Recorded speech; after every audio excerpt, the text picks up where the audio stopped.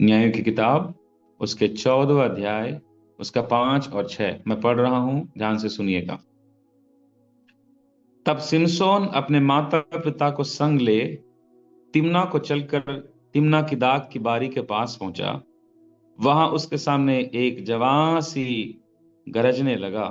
तब यहोवा का आत्मा उस पर बल से उतरा, और यद्यपि उसके हाथों में कुछ न था, तो भी उसने उसको ऐसा फाड़ डाला जैसे कोई बकरी का बच्चा फाड़े।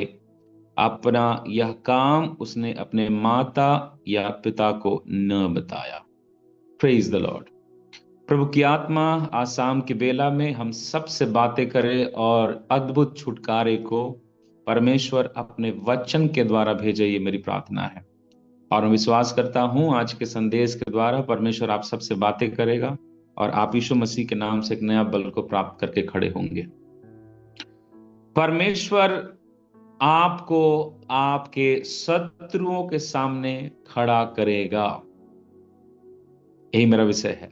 परमेश्वर आपको आपके शत्रुओं के सामने खड़ा करेगा। आज जब हम इस विषय के ऊपर प्रभु के वचनों से सीखने जा रहे हैं, एक बात को जरा सा समझिएगा। जब मैं ये कहूं कि परमेश्वर आपको आपके शत्रुओं के सामने खड़ा करेगा, हम सुनने वालों में से कईयों को ये बात पसंद नहीं आएगा। कारण क्या है?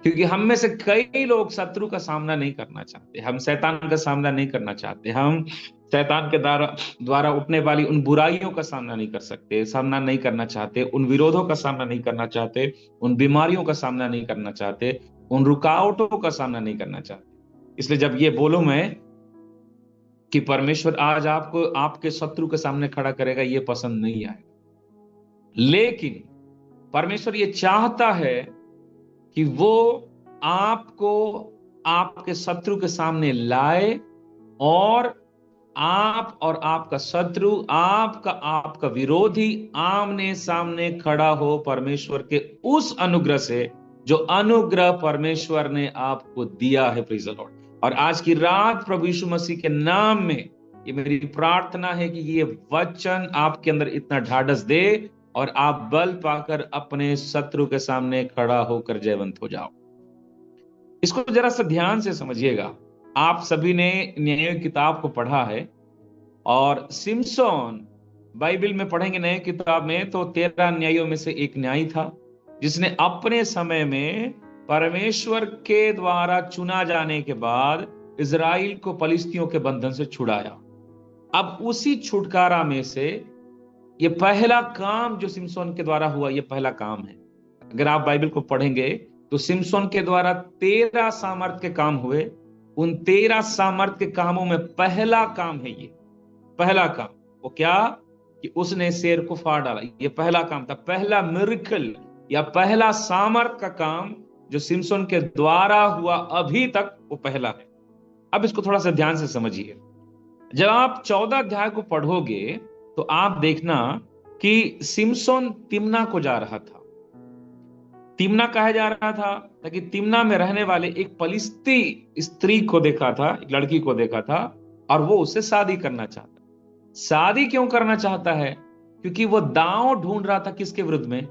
पलिस्तियों के विरुद्ध में, कि कुछ ऐसा हो, कुछ ऐसा मौका मिले कि मैं पलिस्तियों के विरुद्ध में मौका पाकर लड़ाई करूं। इसको बड़ा ध्यान से सुनिएगा प्लीज।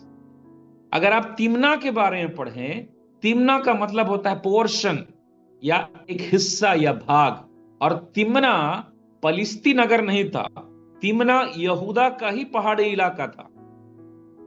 ठीक है। और एक प्रभु का राजा का नाम मैं भूल रहा हूं, राजा आहाज। आहाज के समय में पलिस्तियों ने क्या किया था? इस तिम्ना को अपने वश में जीत कर अपने वश में कर लिया। ये है यहूदा का ये इलाका, लेकिन पलिस्तियों ने हमला करके इस पर जीता और कब्जा किया और अपने वश में कर लिया। ध्यान दीजिएगा, यह है इजराइलियों का, यह है यहूदा का भाग, लेकिन पलिस्ती मौका पाकर इस पर हमला करते हैं और तिम्ना को जीतकर अपने वश में कर लेते हैं।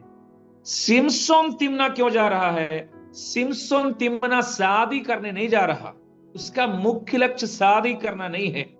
सिमसोन तिम्ना घूमने नहीं जा रहा। सिमसोन तिम्ना इसलिए जा रहा है ताकि मौका पाए और फलिस्तियों के विरुद्ध में एक युद्ध छेड़ सके। युद्ध क्यों छेड़ना है? क्योंकि सिमसोन के अंदर में एक जलन है। किस बात का? इजराइल और यहूदा का एक हिस्सा जहां पर फलिस्ती अभी राज कर रहे हैं, परमेश्वर के सामर्थ के द्वारा फलिस्ती रूपी होना जादू, फलिस्ती रूपी शैतान का राज को तोड़ना है बोल करके वो तिम्ना को जा रहा है। Praise the Lord. ध्यान रखिएगा मेरे भाई बहनों, परमेश्वर चाहता है कि परमेश्वर के भक्त शत्रु के हमला का इंतजार ना करें, वो खुद उन पर हमला करके जयवंत होने वाले हो। Praise the Lord. तो समझ में आया मेरी बात? हमारा जीवन में कोई तकलीफ आने से हम लोग उपवास प्रार्थना शुरू करते हैं। हमारे जीवन में परेशानी आने से हमारा प्रार्थना और उपवास शुरू होता है, हमारा पवित्रताई शुरू होती है, हमारा बाइबल पढ़ना शुरू होता है, हमारा चर्च जाना शुरू होता है। सिमसोन बैठ कर इंतजार नहीं कर रहा है, वो खुद मौका ढूंढ रहा है।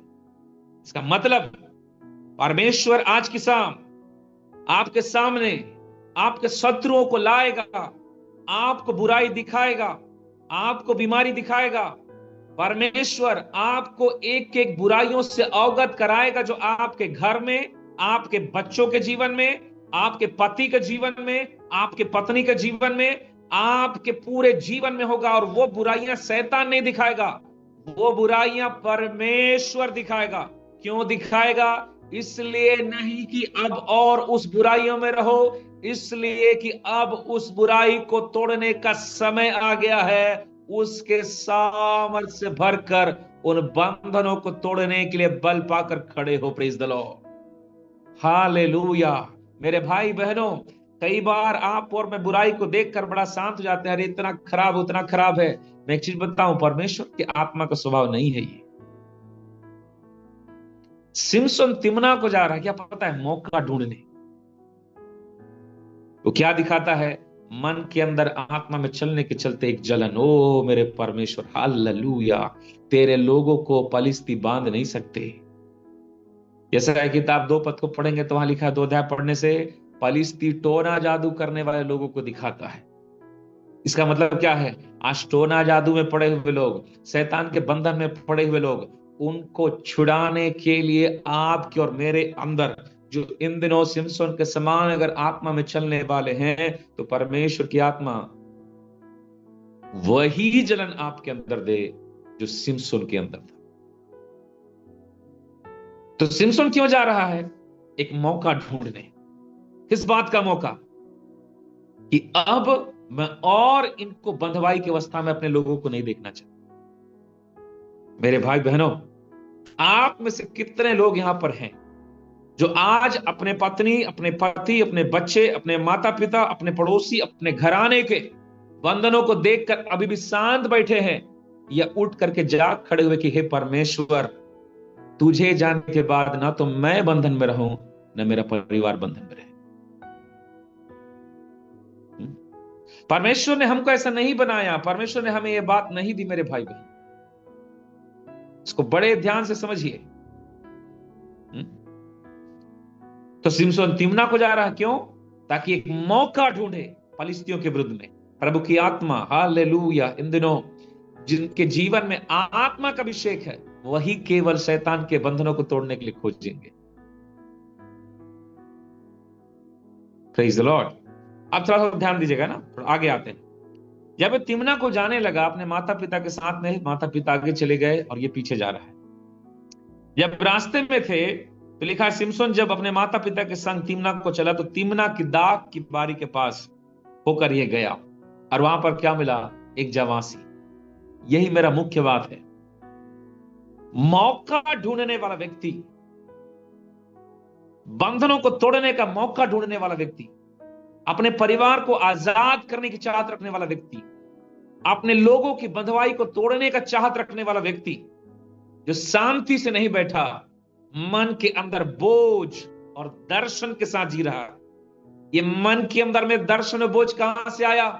सब तो अपना अपना खा पी रहे थे ना।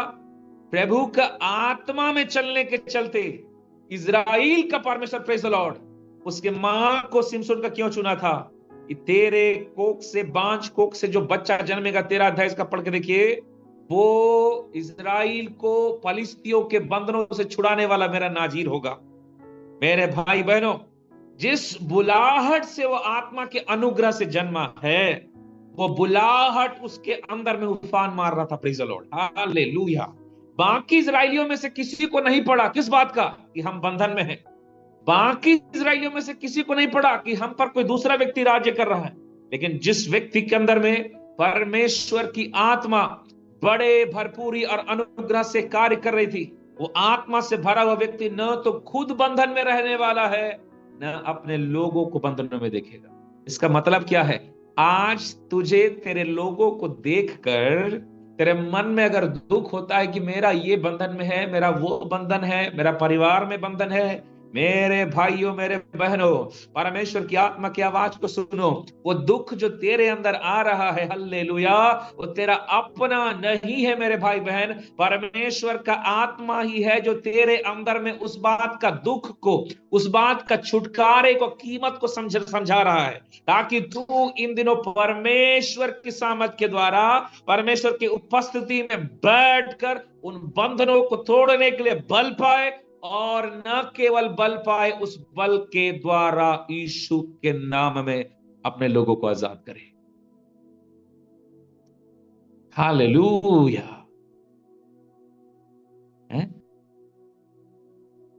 ये परमेश्वर है, उसकी आत्मा है जो आपके दिल में इस बात का burden the. Praise the Lord. जब ये जाने लगा तो इसका रास्ता मुझे सोचकर बड़ा अजीब सा लगता है। ये तिम्ना को गया, लेकिन दाग की बारी को होते हुए गया। दाग की बारिश होने के जाने का क्या जरूरत था भाई? और भी रास्ते थे। ये दाग की बारी से क्यों गया? क्योंकि प्रभु ने इसे दाग की बारी की तरफ से होके भेजा। आपको पता है, अगर आप परमेश्वर का वचन में, है ना, अगर आप परमेश्वर के वचन में गिनती की किताब उसका 6 अध्याय उसका 3 और 4 पढ़ें, वहां नाजीर की विधि लिखा हुआ है। नाजीर जो प्रभु का हुआ करते थे, वो न तो दाग पीते थे, ना दाग छूते थे। उनको दाग से एकदम दूर रहने के लिए कहा गया है। ना तो दाग रस, ना दाग, कुछ भी नहीं, अशुद्ध वस्तु है उनके लिए, वो कभी नहीं छुएंगे उसको।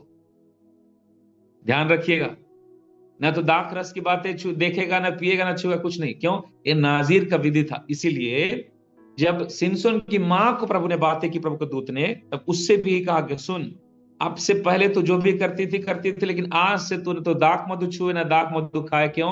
अपने आप का शुद्ध मत करना करके वचन में लिखा है। तो अगर आप वचन में देखें तो आप ये समझोगे कि सिमसोन को दाख बारी से जाना कोई जरूरत नहीं था, लेकिन फिर भी सिमसोन दाग के बारी से गया। आपको पता है क्यों? क्योंकि वहां पर एक छिप कर काम करने वाला शेर की शक्तियां थी, जिसको सिमसोन के द्वारा तोड़ा जाना था। मेरे भाई बहन, आप जरा सा ध्यान से सोचिए, दाग की बारी कभी किसी ने देखा है? अंगूर का खेत यहां तो कहीं नहीं है, आप यूट्यूब वगैरह में देखे होंगे। अंगूर का जो खेत होता है ना, वो कम से कम 5-5 मीटर की दूरी में, ऐसे फीट का दूरी में ऐसा गेफ रहता है, और लंबा ऐसे करके ऐसा खंभा गाड़ गाड़ के, खूटा गाड़ गाड़ गाड़ के उसमें धार रस्सियां बांध जाते हैं। वो सारे उनके जो डालियां, तना हो, जो लर होता है, जो ही बोलते हैं, उसको उसी पेड़ में लगा के उसी में लटकाया जाता है। अगर आप इस छोर से खड़ा होके उस छोर को देखें तो आप एकदम देख सकते हैं। दूसरे शब्दों में कहूं तो दाग की बारी में छिपने का जगह नहीं है। और दाग की बारी एक ऐसा जगह है जहां पर अक्सर किसान काम किया करते थे। लेकिन दाग की बारी में रहने वाला शेर बाकी लोग को नहीं दिखा। किसको दिखा? सिमसोन को दिखा। सिमसोन को क्यों दिखा? क्योंकि परमेश्वर चाहता था कि सिमसोन को दिखे। क्यों दिखे? ताकि सिमसोन को शेर खा जाए क्या? नहीं मेरे भाई बहनों, वचनों को थोड़ा ध्यान से सुनिएगा। सिमसोन के ऊपर में परमेश्वर का एक अद्भुत अभिषेक है, जो जवान सिंहों को भी फाड़ने का सामर्थ्य रखता है। प्रभु अगर सिमसोन के सामने शेर को लाया तो इसलिए नहीं कि सिमसोन शेर को देखकर डर के भागे, लेकिन सिमसोन के द्वारा छिप कर रहने वाली अंधकार का शेर रूप सामर्थ जो उस जगह पर रहकर काम करती थी, वो एक एक बंधन सिमसोन के द्वारा तोड़ा जाए। हालेलुया! कितने लोग समझ पा रहे हैं मेरी बातों को? परमेश्वर ही है जो आपका जीवन में आपके परेशानियों को सामने लाएगा, बंधनों को सामने लाएगा, रुकावटों को सामने लाएगा, तकलीफों को दिखाएगा, घर की बिगड़ी अवस्था को दिखाएगा। दो तरीके से देखोगे, एक तो जब आप संसारिक थे तब, एक तो जब आत्मिक थे तब। संसारिक थे तो चिंता का विषय है, आत्मिक हो गए तो ओ प्रभु यीशु तेरे नाम के सामर्थ के द्वारा, हालेलुया, मेरा परिवार, मेरा जीवन चाहे कैसा भी बिगड़ा हुआ क्यों ना हो, अंदल प्रौढ़ मैं तेरे सामर्थ के द्वारा यीशु के नाम से, हालेलुया, एक एक चीज को बदल दूंगा। बोल करके सामर्थ रखने वाला सिमसोन उस शेर को देखकर घबराया नहीं। बाइबल में लिखा है अपने नंगे हाथों से उसने उसे फाड़ डाला। मेरे कहने का मतलब क्या है? आज जब आप प्रभु के उपस्थिति में हो मेरे भाई बहनों, परमेश्वर के उपस्थिति में आने के बाद भी अगर तू अपने जीवन के अंदर में रुकावटों को देख रहा है, वो रुकावटें तेरे जीवन को कमजोर करने के लिए नहीं है, वो रुकावटें इसलिए प्रभु दिखा रहा है कि देख ये रुकावट है, मेरे सामर्थ को ले और इस बंधन को तोड़ यीशु मसीह के नाम। हालेलुया! Praise the Lord.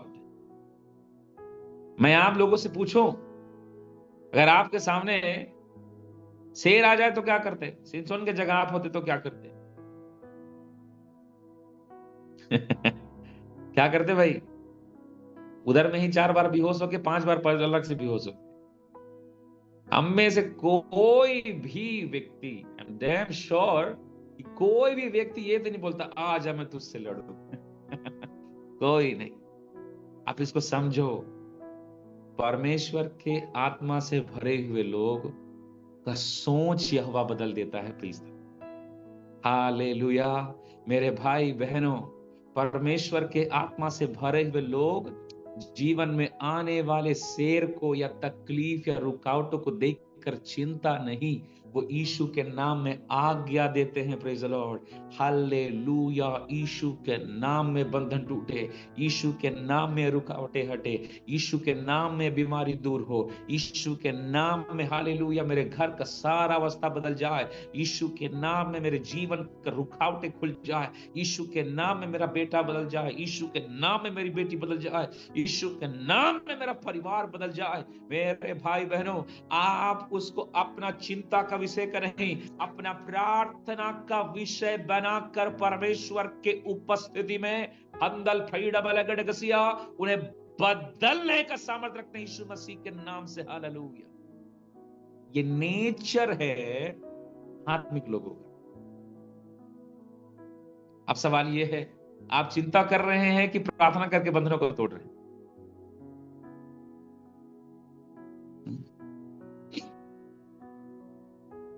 मैं हमेशा एक बात बोलता हूं, पता है, कभी भी जब युद्ध करने जाओ ना, तो शत्रु से ज्यादा परमेश्वर पर ध्यान देना। Praise the Lord. यरीहो का दीवार 6 दिन में नहीं गिरा था, 7वें दिन जब उनकी प्रार्थना या आराधना कंप्लीट हुआ तब गिरा। कई चीजें अगर आज बदलते हुए नहीं देख रहे ना, इसका मतलब ये नहीं कि प्रभु काम नहीं कर रहा है। आपकी एक एक प्रार्थना के ऊपर काम कर।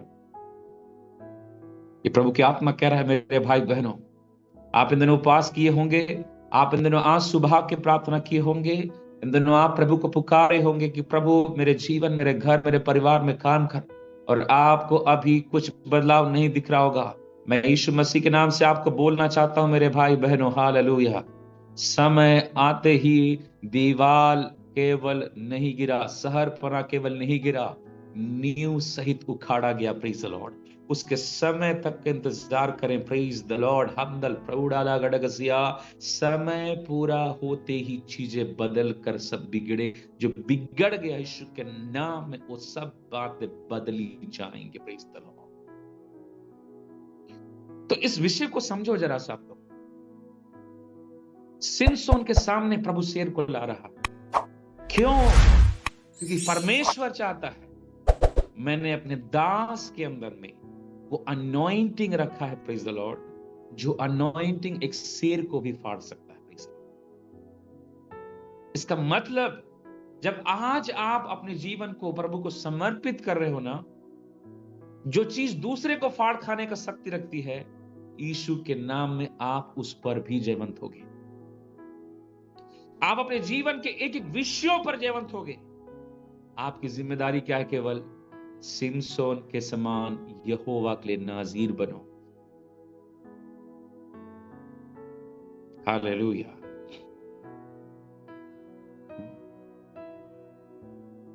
सिमसोन के समान यहोवा के लिए नाजीर बनो। आज हम में से कई लोगों को आशीष चाहिए, हम में से कई लोगों को यीशु मसीह में फलवंत होना चाहिए, लेकिन नाजीर नहीं बनना चाहिए। नाजीर का मतलब होता है separated person for the Lord, जो प्रभु के लिए अलग किया गया है विशेष काम के लिए। और उन नाजीरों की सबसे बड़ी खास बात क्या है? वो कोई अशुद्ध काम नहीं कर सकते, वो पाप नहीं कर सकते, पवित्रताई का जीवन जीना है, प्रभु का भय का जीवन जीना है, प्रभु का काम करने के लिए उसका जीवन पूरी रीति से समर्पित है। आज ऐसा नाजीर कोई बनेगा? शायद कोई नहीं। लेकिन अगर आप नहीं हो यहां पर, आप नहीं हो इस अवस्था में, आप वो सामर्थ्य नहीं देखोगे। दाग की बारी से शेर निकला। दाग की बारी जानते हैं क्या दिखाता है? दाग की बारी दिखाता है पुराने जीवन को। दाग की बारी दिखाता है संसारिक मतवालापन को। दाग की बारी पुराना जीवन क्या है? सिमसोन की मां कहा दाख रस न पीना, दाख रस न पीना। इसका मतलब क्या है? तूने कुछ चीजों को छोड़कर आया है जो पहले तेरे जीवन में था, लेकिन अगर तू फिर से उसी दाग की बारी में जा रहा है, इसका मतलब क्या है? तू फिर से धीरे धीरे उसी पुराने जीवन में जा रहा है। दाग के बारी से शेर आया, इसका मतलब समझते हैं क्या है? आपके पुराने जीवन से ही कई शैतानी शक्ति उठेगी। फिर से पुरानी आदतें, फिर से पुराना चाल, फिर से पुराना चीज करने की चाहत, फिर से पुरानी इच्छाएं, फिर से पुराना लालसा और अभिलाषा। पुरानी दोस्ती, कितना अच्छा बात करते थे, हेलो हेलो यार, क्या खाया, कहां गया, कहां घुमा, ओ कितना अच्छा लगता था ना। कहां गए वो दिन? ओहो। थोड़ा सा पी लेते थे पहले तो कितना मजा आता था, नींद अच्छा आता था। पहले का आदत क्या था? थोड़ा सा इंस्टाग्राम चलाते थे, फेसबुक चलाते थे, अरे बाप रे। आजकल तो लोगों का इंस्टाग्राम और फेसबुक का पोस्ट देख के पता चलता है कि ये लोग मसीह हैं। फेसबुक में 15 पोस्ट डालेंगे, यहोवा का भय मान बुद्धि का मूल है, जो खुद बाजार घूम रहा है। वाह मेरे भाइयों बहनों, this is not Christianity, this is not holiness. ये मसीहत नहीं है, नहीं ये पवित्रताई है, इसको केवल दिखावटी बोलते हैं। परमेश्वर का वचन कहता है तुम मसीह के पत्री हो, इसका मतलब तेरा जीवन में परमेश्वर का वचन दिखना चाहिए, इंस्टाग्राम, फेसबुक, व्हाट्सएप पे नहीं। तो दाग की बारी क्या है? आपका पुराना जीवन फिर से जिनको छोड़कर आए हो उधर का ही लालसा धीरे धीरे खींचेगा। जिन आदतों को छोड़ चुके हो फिर से धीरे धीरे वही लालसा खींचेगा। चर्च जाते ही पंडित बने, वहां से निकलते ही पोंगा पंडित।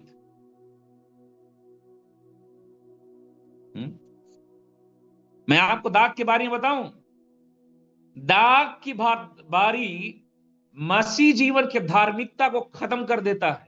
इसका सबसे बड़ा उदाहरण कौन पता है? नूह यहोवा की दृष्टि में खरा, परमेश्वर के संग चलने वाला और धर्मी था। सब जल प्रलय हुआ, दाग की बारी लगा करके नशे में चूर नग्न होकर के पड़ा हुआ था अपने तंबू में। मेरा कहने का मतलब क्या है? एक व्यक्ति जिसके बारे में परमेश्वर उसकी पढ़ाई करते हुए नहीं गए, एक पांव नहीं रोकता, जो परमेश्वर का आत्मा ने कहा वो धर्मी था, वो परमेश्वर के साथ चलने वाला था, वो हालेलुया परमेश्वरी के साथ रहता था और वो खरा था। लेकिन एक बार जब प्रभु ने उसे जीवन में छुटकारा, सब चीज दे दिया, सब बातें अच्छी हो गई, एक समय के बाद सब बन गया। नतीजा क्या हुआ? उसका दूसरा रूप पवित्र आत्मा बोलता है सुनो, इसका अंत एक शराबी के रूप में हो रहा है। मेरे भाई मेरे बहनों, जब मैं परमेश्वर के वचनों को प्रभु की आत्मा ने बात दिया, मुझे प्रभु की आत्मा ने एक बात कहा, कई लोगों को इन दिनों शैतान उसी जगह की ओर खींच कर ले जाना चाहता है जहां से निकाले गए हो। जिन चीजों पर जयवंत हो चुके हो, मैं प्रभु की आत्मा में होकर बोल रहा हूं, कईयों को वापस धीरे धीरे धीरे धीरे धीरे वही लालसा, वही अभिलाषा, वही इच्छा, वही ख्वाहिश से धीरे धीरे वही संगति, वही चीजों का लालसा को लाकर शैतान वापस पीछे खींचकर खत्म करना चाहता है। हेलो, खबरदार, जिस निराशा से तू जयवंत हुआ है, उस निराशा को फिर शैतान तेरे मन के अंदर बो रहा है। Praise the Lord. जिस हालेलुया लत को तूने छोड़ा है, वह लत धीरे से फिर आएगा। ओ, जिस चीज को देखना तूने बंद किया है, मन के अंदर आएगा, थोड़ा देख ले क्या होगा। जिस चीज को आप छोड़ चुके हो, मेरे भाई बहनों सुनिए, दाग की बारी से शेर आया, कहने का मतलब जैसे ही पुराने जीवन का अंश थोड़ा सा भी आप खोलोगे, वहीं पर गरजने वाला शेर है। जी बोस नारी। हालेलुया। याकूब कहता है, पहला पतरस में पतरस बोलते हैं, शैतान गरजने वाले सी के नाई इस खोज में रहता है कि इसको फाड़ खाए।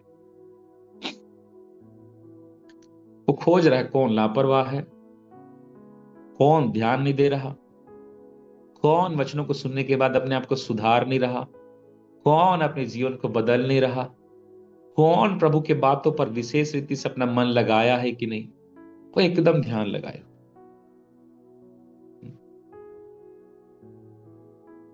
मेरे भाई बहनों, सिमसोन के सामने यह शेर लाया गया ताकि सिमसोन उस शेर को मार के उस इलाके के लिए प्रभु का काम को करना शुरू करे। आपको पता है, पहला वही एक कारण बना था जिसका पहेली जाकर के बोलता है। मैं आज आपको यीशु मसीह के नाम से बोलना चाहता हूं, आपके सामने दो रीति से शेर आएगा।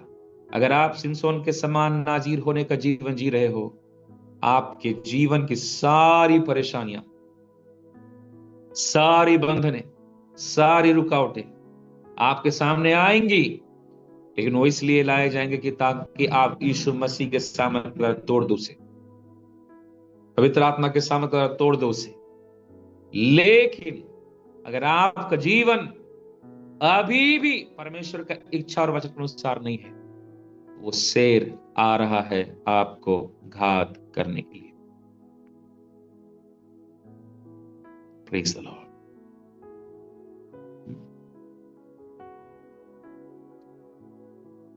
ये शेर के सामने लड़ा कैसे, कहां से आया इतना सामर्थ, कहां से आ गया कि जंगल का राजा सामने खड़ा है लेकिन फिर विजयवंत है।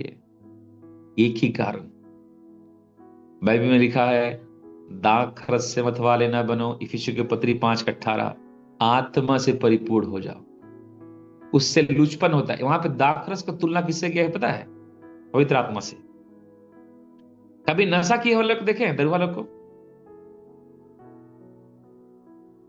और राह चलते चलते गिर के सुअर के बगल में फेंका जाएगा तो बोलेगा बिस्तर में सो जाओ।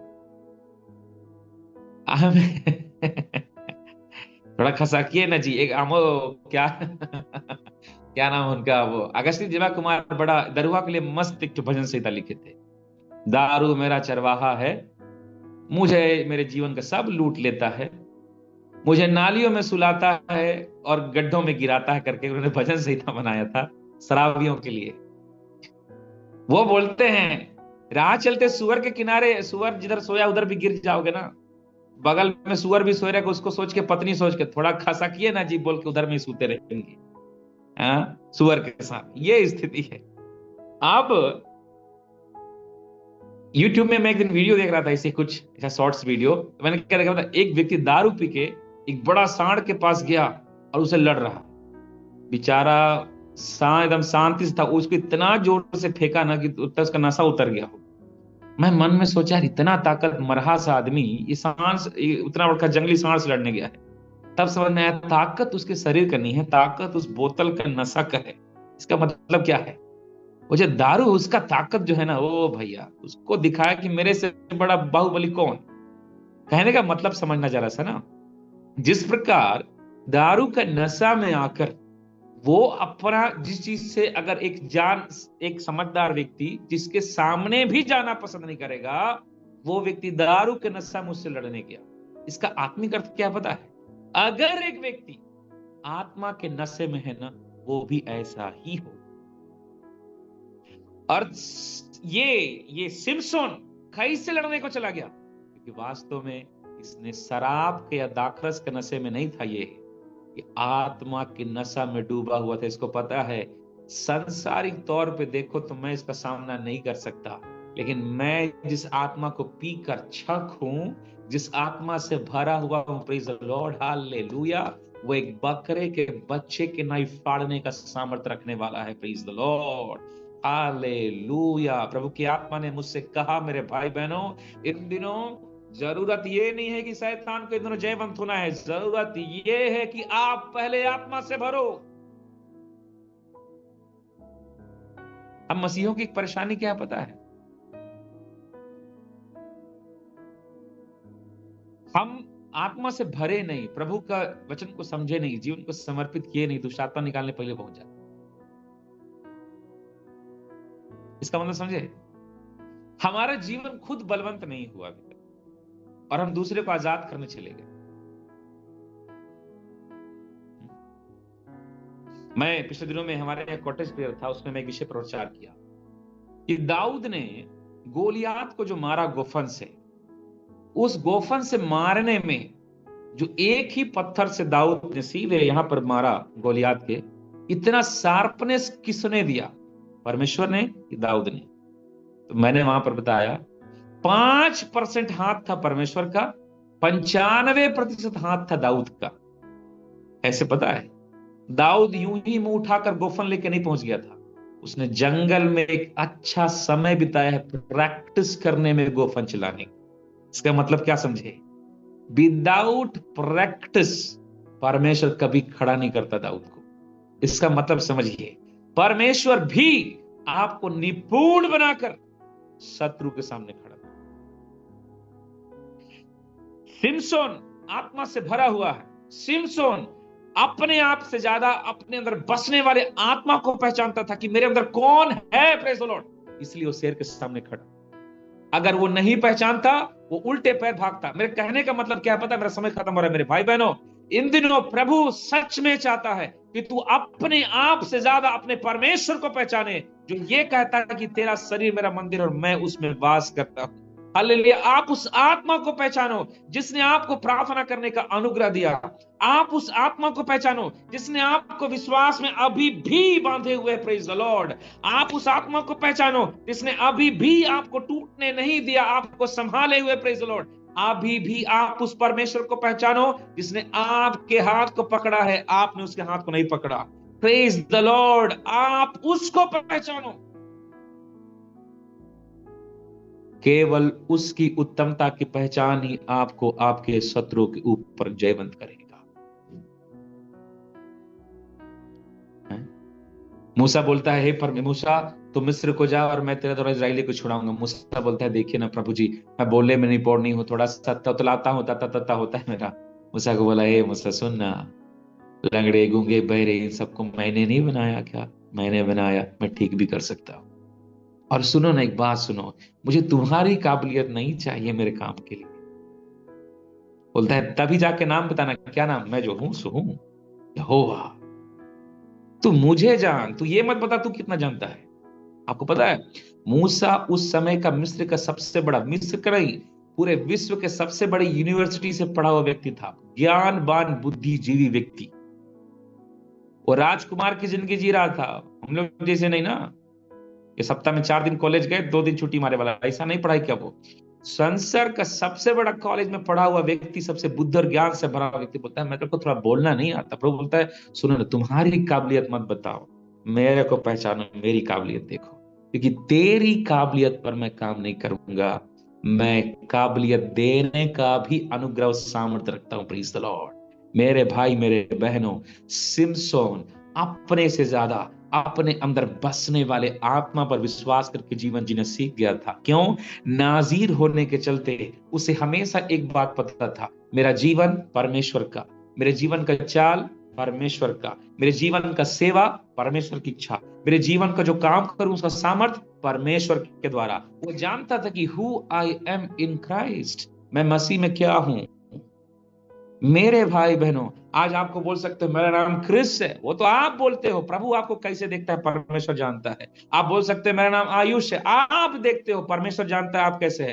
अब मेरा नाम बोलने से ज्योति हो, आप देखते हो मैं ज्योति, लेकिन परमेश्वर जानता है आप कौन हो। Praise the Lord. परमेश्वर एक अनपढ़ को लेकर अपने कलीसिया का नींव रखने वाला बना सकता है, अपने आत्मा को समवा कर उसे भर कर और अपने आत्मा के सामर्थ के द्वारा। Praise the Lord, hallelujah. ये परमेश्वर का वचन है जिसने कहा तेरी निर्बलता में मेरा बल सिद्ध होता है। Praise the Lord. मुझे तेरा बल नहीं चाहिए अपने काम को करने के लिए। आज की रात मेरा समय खत्म हो रहा है मेरे भाई बहनों, आज की रात परमेश्वर आपसे बातें करे।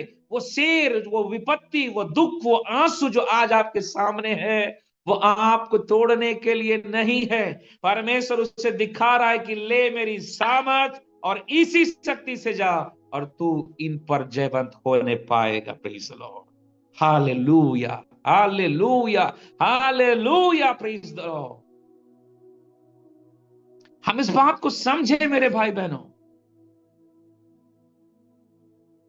नाजीर बनने के लिए अपने आप को दो।